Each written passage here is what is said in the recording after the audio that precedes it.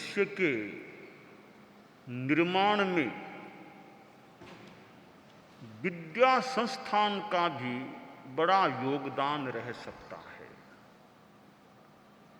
वर्षों तक बच्चा, विद्यार्थी विद्या संस्थान के संपर्क में रहता है, वहां पढ़ता है और कितना योग्य भी बनने वाला बन जाता है। माता पिता, अभिभावक अपने बच्चों को विद्यालय में भेजते हैं। छोटे छोटे बच्चे विद्यालय में पहुंच जाते हैं। प्रश्न है, विद्यालय में बच्चों को क्यों भेजा जाता है? हम कल्पना कर सकते हैं कि अभिभावक चाहते हैं कि हमारा बच्चा विद्या संस्थान में रहकर ज्ञान संपन्न बन जाए, विद्या का विकास हो जाए। अभिभावक चाहते हैं कि वर्षों तक विद्यालय में रहकर हमारा बच्चा आत्मनिर्भर बन जाए, अर्निंग के योग्य बन जाए और कमाई करने के लिए सक्षम हो जाए। अभिभावक सोचते हैं कि विद्या संस्थान में रहकर हमारा बच्चा संस्कार संपन्न भी बन जाए। तो ज्ञान, आत्मनिर्भरता और संस्कार संपन्नता, ये तीन अपेक्षाएं विद्या संस्थानों से की जा सकती हैं। अब प्रश्न है, विद्या संस्थान इन अपेक्षाओं की संपूर्ति में कितने प्रतिशत खरे उतरते हैं? विद्यार्थी पढ़ते हैं तो ज्ञान संपन्न भी बनने वाले बनते हैं। कितने डॉक्टर निकलते हैं, वकील, डॉक्टर, इंजीनियर, कितने कितने विद्या संस्थानों में पढ़कर कितना विकास कर लेते हैं। इसका मतलब है कि ज्ञान का विकास होता तो है विद्या संस्थानों में। अब अर्निंग की बात है तो कमाई भी करने वाले करते हैं, कितना पैसा कमाते होंगे, नौकरी करते हैं, सरकारी नौकरी हो तो पैसा भी कमाते होंगे। तो वो आत्मनिर्भरता भी जितने अंशों में होती है वो भी विद्या संस्थानों में पढ़ने वाले विद्यार्थियों में बढ़ती है। अब तीसरी जो अपेक्षा है, संस्कार संपन्नता, वो कितने अंशों में होती है? कुछ तो होती ही होगी, आशा करें वो और ज्यादा अच्छी तरह हो जाए। वह संस्कार संपन्नता अच्छी तरह हो जाए। जीवन विज्ञान का यह प्राण तत्व है, यह आत्मा है, मूल तत्व है कि विद्या के साथ वह संस्कार संपन्नता भी आ जाए। एक विचार है, दूसरा आचार है। एक नदी है, नदी के दो तट हैं। एक तट पर विचार है, दूसरे तट पर आचार है, और बीच में नदी है। विचार आचार से मिलना चाहता है, विचार आचार के पास जाना चाहता है कि विचार आचार मिल जाएं, पर बीच में नदी है, मिले कैसे? वो नदी को पार करना मुश्किल है। तो नदी को पार करने के लिए सेतु चाहिए, तो आसानी से नदी पार हो जाए। तो सेतु क्या है? संस्कार एक सेतु है। विचार उधर, आचार, दो किनारे हो गए। अब जो पुल है वह है संस्कार। विचार संस्कार के माध्यम से आचार में परिणत हो सकता है, विचार आचार का मिलना हो सकता है। तो दोनों का माध्यम है वो संस्कार है। आदमी में, बच्चे में संस्कार अच्छे आएंगे, उसका आचार भी अच्छा बन सकेगा। तो जीवन विज्ञान मानवती कहता है कि विद्या संस्थानों में यह सेतु बनाया जाए, संस्कारों का सेतु निर्माण किया जाए, ताकि जो अच्छी अच्छी बातें हैं वे आचार में भी परिणत हो सके। अब संस्कार का सेतु तैयार कैसे हो? परम पूज्य गुरुदेव आचार्य तुलसी, परम पूज्य आचार्य महाप्रज्ञ ने जो जीवन विज्ञान की बात कही, वो किसी रूप में मानो कि एक सेतु उन्होंने बता दिया कि यह सेतु हो सकता है। विचार इस सेतु संस्कार के माध्यम से आचार में परिणत हो सकता है। अब वो सेतु प्रयोग है, एक अनुप्रेक्षा है, एक ध्यान है, एक महाप्राण ध्वनि आदि आदि चीजें हैं। किसी रूप में वो संस्कार का माध्यम ठीक हो, संस्कार बन जाए तो अच्छे विचार आचार का रूप भी ले सकते हैं। नानस्य सार मायारो, छोटा सा सूक्त है। ज्ञान का सार है आचार, पर सार निकले कैसे? दही है, अब दही में से मक्खन, दही में मक्खन तो है, दही का एक सार है मक्खन, पर मक्खन के लिए कुछ प्रक्रिया करनी पड़ेगी, गिलोना की सब प्रक्रिया होगी तो मक्खन आएगा, मंथन होगा तो मक्खन आ सकेगा। तो संस्कार मानो ये विचार तो एक दही है, आचार वो मक्खन है। नानस्य सार, ज्ञान का सार आचार है। तो दूध कह दे, दही कह दे, मक्खन पाना है तो मंथन करना पड़ेगा, वो प्रक्रिया है संस्कार। संस्कार का मंथन होगा तो आचार रूपी मक्खन प्राप्त हो सकेगा। पुस्तकों में ज्ञान है, पुस्तकों को पढ़ने से ज्ञान होता है, बहुत अच्छा माध्यम है पुस्तकें पढ़ना। पुस्तक को मित्र के रूप में भी देखा जा सकता है और पुस्तक को किसी अंश में गुरु के रूप में भी देखा जा सकता है। बस किताब अच्छी पास में है और कोई बात करने वाला आए कि न आए, किताब टाइम है, किताब निकाल लो अपनी, पढ़ते रहो, घंटा 2 घंटा पढ़ते रहो, अच्छी अच्छी ज्ञान की खुराक मिल सके। तो और तो कोई मिलने आए या न आए। एक दोहा है, तुलसी पास गरीब के, तुलसी पास गरीब के को आवत को जात, एक विचारो श्वास है आत जात दिन रात। और तो गरीब के पास कोई मिलने आए, कौन आए न आए, श्वास जरूर जब तक जीवन है आता है जाता है। यह श्वास की बात है, अनेक संदर्भों में बात हो सकती है। तो यह पुस्तक ऐसी है, और तो कोई मिलने आए कि न आए, अपनी पुस्तक से मिल लो, उसको खोल लो और पढ़ते रहो। ये ऐसे आगम हैं, उनको खोल लो और पढ़ते रहो, अपने समय की सार्थकता हो सके, ज्ञान मिल सके, खुराक मिल सके। तो पुस्तकों से भी प्राप्त किया जा सकता है, परंतु पुस्तकों से बहुत कुछ मिल सकता है तो फिर अध्यापक क्यों चाहिए? पुस्तकें खरीद लो और घर में ही पढ़ लो, तो स्कूल क्यों जाओ? टीचर की जरूरत क्या है?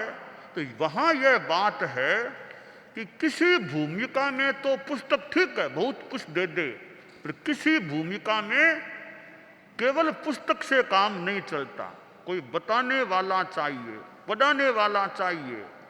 उसके लिए स्कूल जाना होता है, विद्या संस्थान जाना होता है, कोई टीचर चाहिए।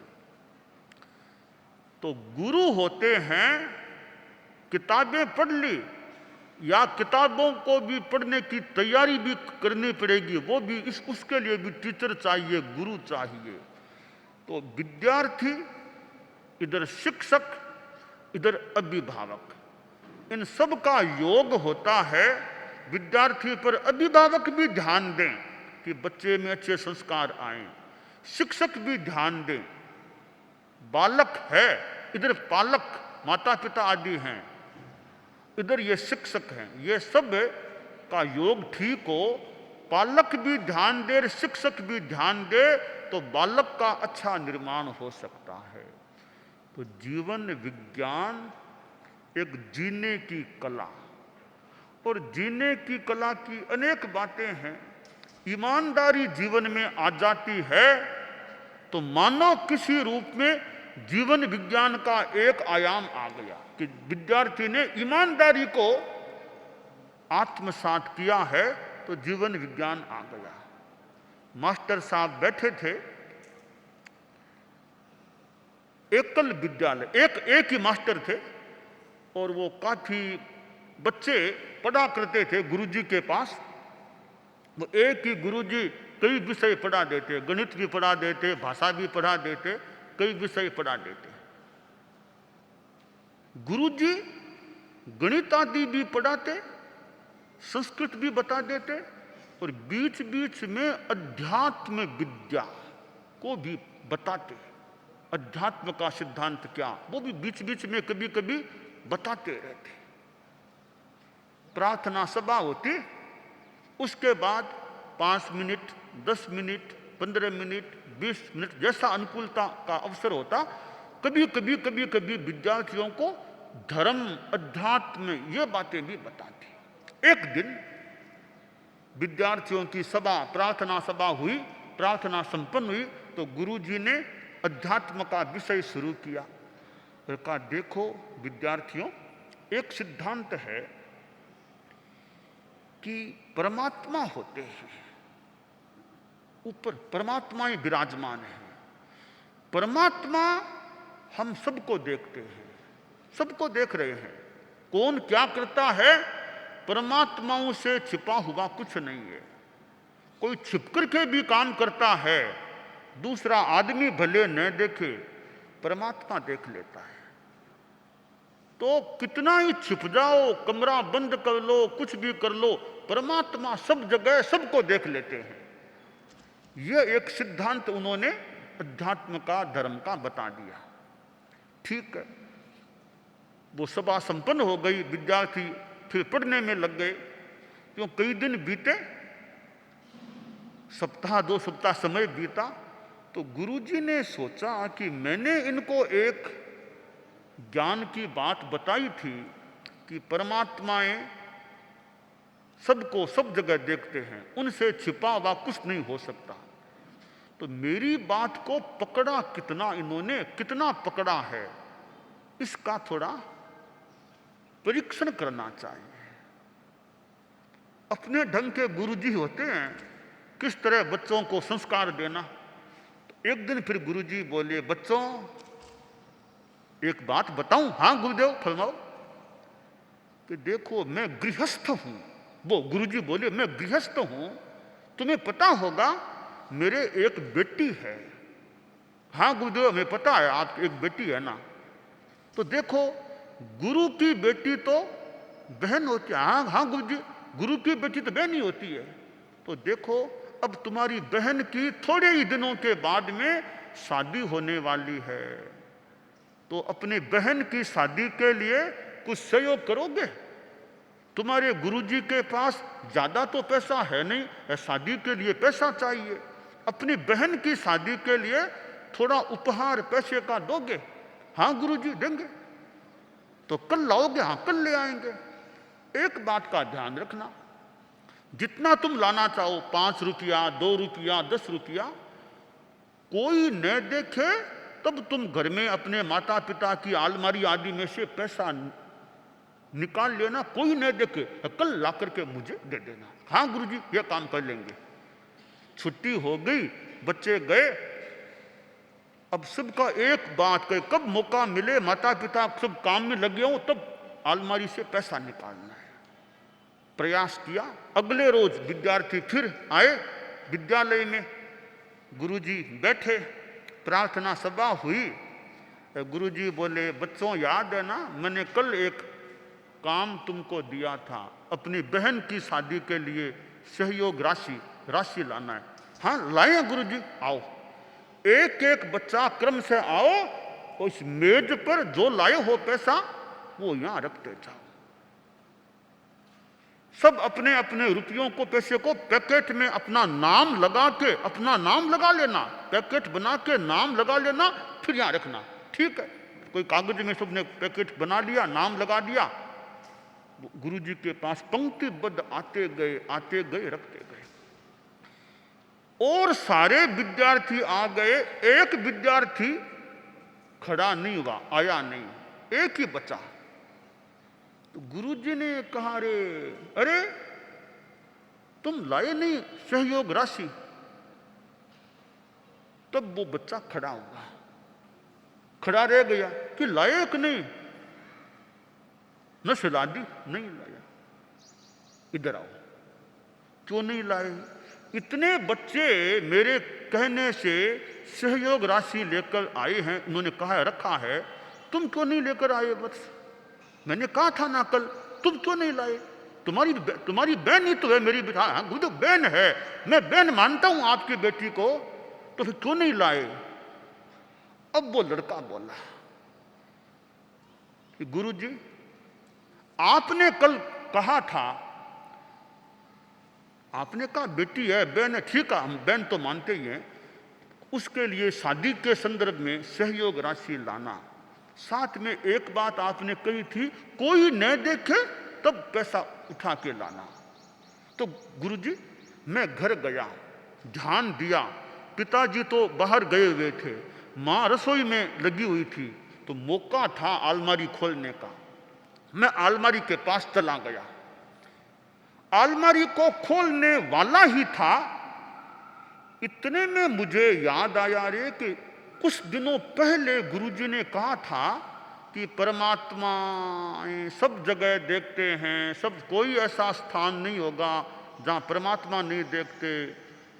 तो कल गुरुजी ने क्या कहा, कोई न देखे तब पैसा उठाना है। तो कोई न देखे, परमात्मा तो देखेंगे ही देखेंगे, तो कोई न देखे यह बात तो हो नहीं पाएगी। तब मैंने सोचा कि गुरुजी के दोनों आदेश है ना, एक बात वो है कि सब जगह देखते हैं और कोई न देखे तब पैसा उठाना, तो पैसा उठाना भी आदेश है, साथ में शर्त है कोई न देखे तब। तो यह तो हो नहीं सकता कोई न देखे, माता पिता भले न देखें, वो बड़े पिता माता पिता परमात्मा सब जगह देखते हैं। इसलिए गुरुदेव वो मुझे बात कई दिनों पहले वाली आपकी याद आ गई, तब मैं कमरे से वापस लौट गया, पैसा नहीं निकाला। गुरुजी का चित्त प्रफुल्लित हो गया। एक तो बच्चा मुझे मिला जिसको संस्कारवान बच्चा आराम से कहा जा सकता है, जिसमें एक ज्ञान भी है, यह भावना की चोरी नहीं करना। फिर सारे बच्चों से गुरुजी बोले, देखो यह बच्चा क्या बोल रहा है। सब बच्चों के बीच उस बच्चे ने अपनी बात बताई। गुरुजी बोले, तुम लोग पैसा क्यों लेकर के आए? मैंने कहा था कोई न देखे तब उठाना, तो क्या परमात्मा नहीं देखते? हाँ गुरुजी ये बात तो आपने कही तो फिर हमने ध्यान नहीं दिया, ध्यान में नहीं रहा, हम तो सोचा कि बहन की शादी है तो पैसा ले चलें। कहा ठीक है, तुम्हारी बहन की शादी आराम से हो जाएगी, अपने अपने नाम देख करके पैकेट यहाँ से उठा लो, वापिस जहाँ से लाए वहाँ पैसा रख देना। तुम्हारी बहन की शादी है और मेरा सबको निमंत्रण है, अमुक दिनांक में सब बच्चे मेरे वहाँ खाना खाने के लिए आ जाना, यह तुम काम करना बहन के लिए, बाकी मुझे कोई पैसा नहीं चाहिए। कहा तो यह गया, वो बच्चा कौन था? वो बच्चा बुद्ध, महात्मा बुद्ध का पिछले जन्म का कोई घटना का बात सुनी हुई है। अब जो भी हो, पर यह है जीवन विज्ञान कि बच्चों में नैतिकता के संस्कार आ जाएं, ईमानदारी के संस्कार आ जाएं, चोरी नहीं करना, दूसरे की वस्तु नहीं उठाना, लड़ाई झगड़ा बेकार नहीं करना, अच्छा व्यवहार रखना, अहिंसा की भावना, ये संस्कार आ जाएं, बस जीवन विज्ञान सफल हो सकता है।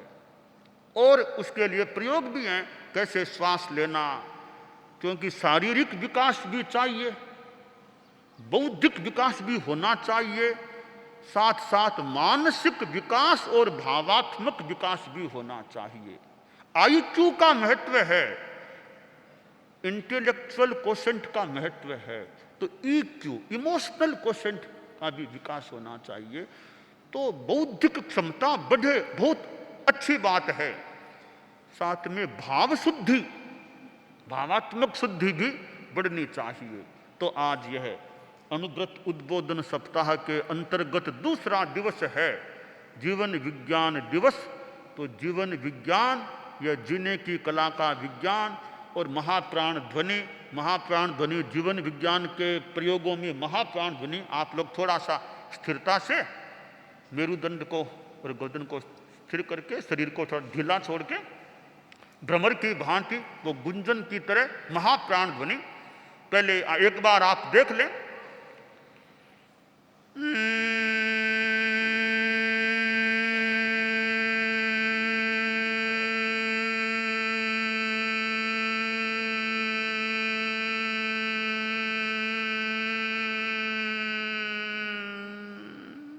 श्वास भरें और छोड़ते हुए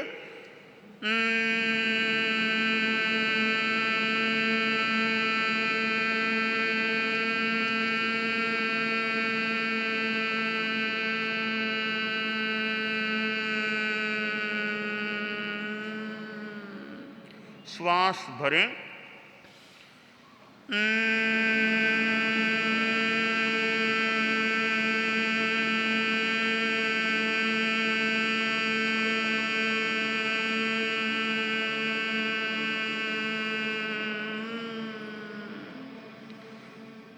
श्वास भरें,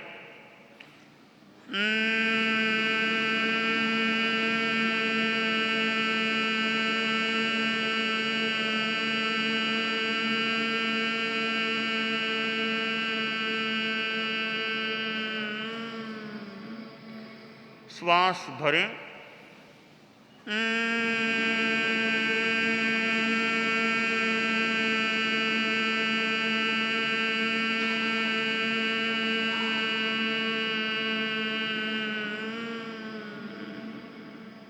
श्वास भरें,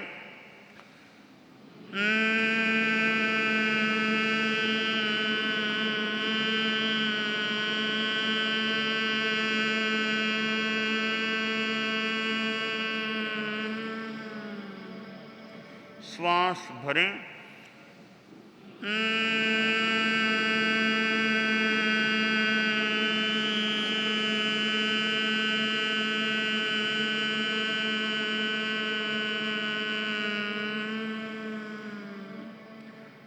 श्वास भरें,